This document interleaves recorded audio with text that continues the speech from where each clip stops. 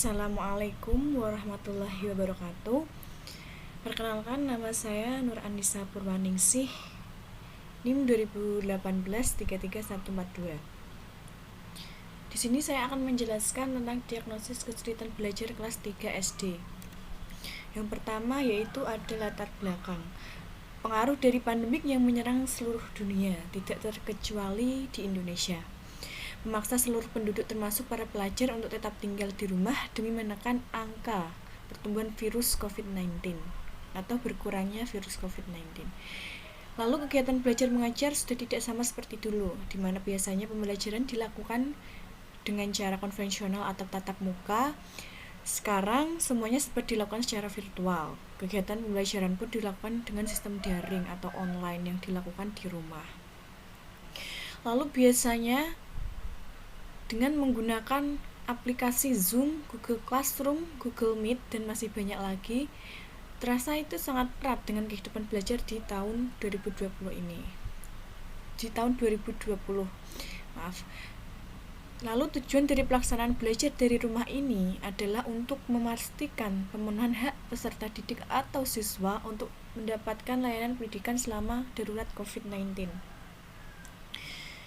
Dan untuk melindungi warga satuan pendidikan dari dampak buruk COVID-19, lalu mencegah penyebaran dan penularan COVID-19 di satuan pendidikan atau di sekolah, dan memastikan pemenuhan dukungan psikososial bagi pendidik, peserta didik, dan orang tua. Permasalahan yang terjadi saat ini itu banyak siswa yang masih kesulitan belajar secara mandiri. Murid merasa tertekan saat belajar jarak jauh karena merasa terpaksa, apalagi ditambah dengan sarana dan prasarana yang kurang memadai yang ada di rumah. Berdasarkan permasalahan itu, peneliti ingin melakukan penelitian pemecahan masalah kesulitan belajar pada masa pandemi COVID-19. Tujuannya untuk mengategorikan masalah dan menemukan solusi untuk penyelesaian masalah kesulitan belajar siswa selama pandemi. Diharapkan solusi ini dapat membantu siswa yang mengalami kesulitan belajar selama pandemi. Selanjutnya yaitu ada rumusan masalah. Yang pertama, apa sajakah kendala pembelajaran daring selama pandemi COVID-19 untuk peserta didik tingkat sekolah dasar? Yang kedua, bagaimanakah keefektifan pembelajaran daring selama pandemi COVID-19 untuk peserta didik tingkat sekolah dasar? Tujuan masalahnya yang pertama untuk mengidentifikasi kendala pembelajaran daring selama pandemi COVID-19 untuk peserta didik tingkat sekolah dasar. Lalu tujuan masalah yang kedua yaitu untuk mengidentifikasi keefektifan pembelajaran daring selama pandemi COVID-19 untuk peserta didik tingkat sekolah dasar. Lalu ada tinjauan pustaka. Pembelajaran daring atau yang dikenal dengan istilah e-learning merupakan pembelajaran yang memanfaatkan teknologi seperti handphone, laptop, dan lain sebagainya atau internet. Menurut Dimyati tahun 2017 menjelaskan bahwa pembelajaran daring atau yang biasa kita kenal dengan istilah e-learning merupakan bentuk pemanfaatan teknologi dalam mendukung proses belajar mengajar jarak jauh. Hal ini meningkat perubahan gaya belajar yang semakin pesat. Lalu pembelajaran daring menurut Trigianti pada tahun 2020 ialah cara baru dalam pembelajaran dengan memanfaatkan perangkat elektronik berupa gawai atau laptop khususnya pada akses internet dalam penyampaiannya dan dalam pembelajaran, sehingga pembelajaran daring sepenuhnya bergantung kepada akses jaringan atau internet. Selain itu, menurut Rosenberg dalam jurnal Ucho dan kawan-kawan tahun 2018, e-learning merujuk pada penggunaan teknologi internet dalam mengirimkan serangkaian solusi yang mampu meningkatkan pengetahuan dan keterampilannya. Sedangkan menurut Sutabri dalam jurnal Agusli dan Azianah pada tahun 2014 menyatakan bahwa e-learning merupakan cara terbaru dalam belajar mengajar. E-learning lebih merujuk kepada pembelajaran yang didukung melalui web sehingga dapat dilakukan di dalam kelas hingga mendukung pengajaran tradisional.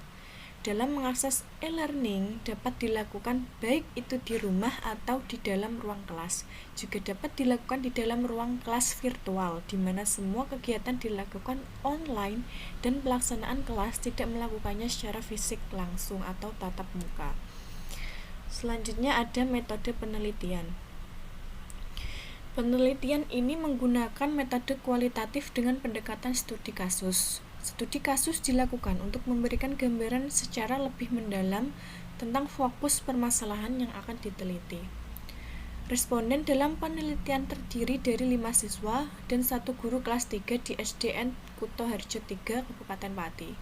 Penelitian ini dilakukan selama pembelajaran daring kelas 3 SD tahun pelajaran 2021.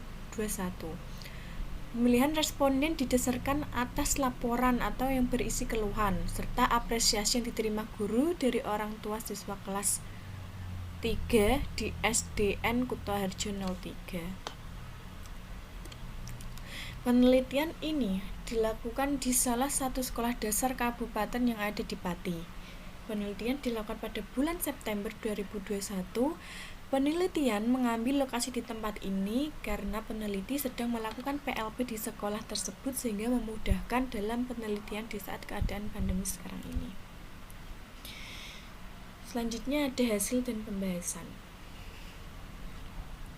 Pembelajaran secara daring mengharuskan peserta didik menggunakan gadget untuk menunjang proses pembelajaran.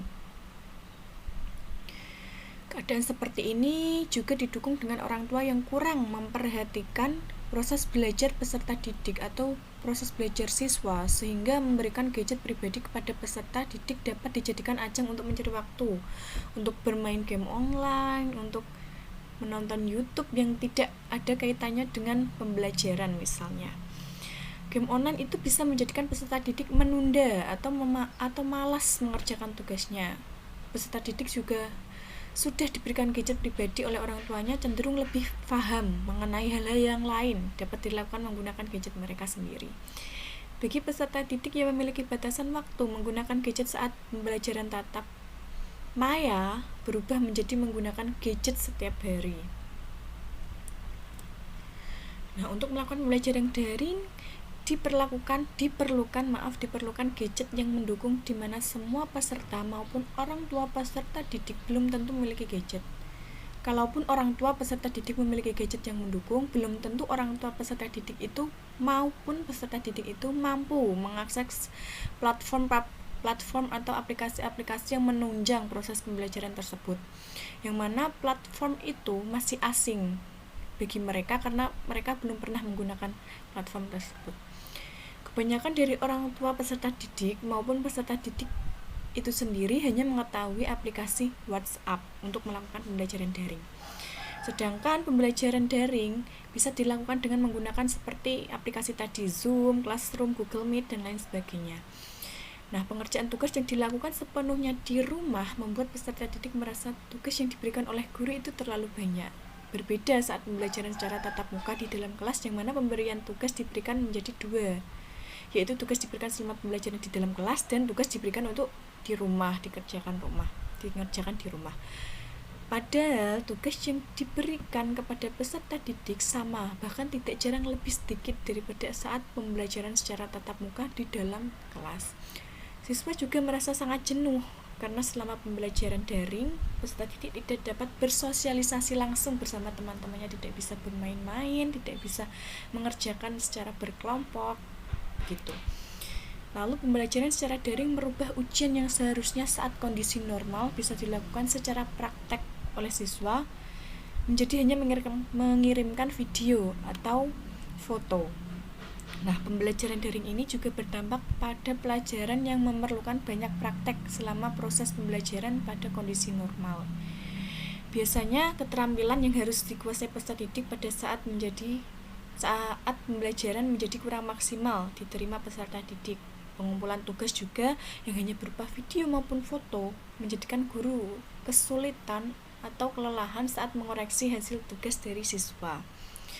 Apalagi jika ada peserta didik yang tidak mengumpulkan tugas yang diberikan, guru tidak bisa memberikan nilai jika hal tersebut terus terjadi. Berdasarkan kesimpulan atau berdasarkan hasil peneliti Dan pembahasan di atas yaitu untuk memutus mata rantai penularan pandemi COVID-19 ini, pembelajaran yang biasa dilakukan di sekolah sekarang menjadi belajar di rumah. Namun, pembelajaran daring di sekolah ini mengalami banyak permasalahan. Permasalahannya dialami oleh siswa, bukan hanya siswa saja, melainkan dari orang tua juga, dan begitu juga dari guru. Permasalahan tersebut diantaranya kurangnya pengetahuan tentang teknologi informasi oleh siswa maupun orang tua. Jadi pembelajaran bisa menjadikan bosan, dan penilaian pun yang seharusnya bisa dilakukan di sekolah atau dilakukan secara langsung menjadi tidak bisa dilakukan secara langsung. Sekian presentasi dari saya. Maaf bila ada kata yang kurang berkenan. Wabillahi taufiq wal hidayah. Wassalamualaikum warahmatullahi wabarakatuh. Terima kasih.